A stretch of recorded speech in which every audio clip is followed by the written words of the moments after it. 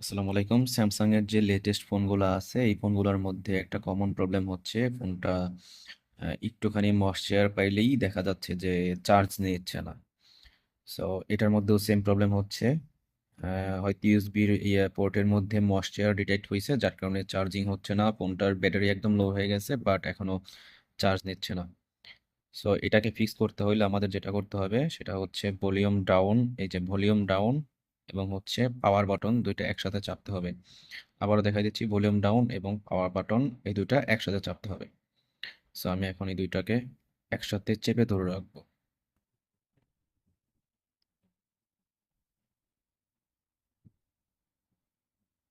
So দেখতে পাচ্ছেন ফোনটি চালু হয়ে গেছে এবং ময়েশ্চারের যে প্রবলেমটি ছিল সেটা বাইপাস হয়ে গেছে। সো এভাবে হচ্ছে আমরা ফোনটাকে বাইপাস করে খুব সহজে আহ, এই যে প্রবলেমটা আছে এটা সলভ করে ফেললাম। অ্যাকচুয়ালি এটা সেন্সরের একটা প্রবলেম ছিল, এই ফোনটা গত 2 দিন ধরে অফ ছিল। ময়েশ্চার যদি প্রবলেম করতো তাহলে 2 দিন ধরে অফ থাকার কথা না, কারণ ময়েশ্চার এতক্ষণ পর্যন্ত থাকতো না। সো যে কোনো ফোন যদি এরকম ময়েশ্চারের কারণে চার্জিং না হয় তবে আমরা এই যে নিচের পাওয়ার বাটনটা এবং ভলিউম ডাউন এই দুইটা বাটন একসাথে প্রেস করে ধরে রাখবো, তাহলে এই ময়েশ্চারের প্রবলেমটা বাইপাস হয়ে যাবে।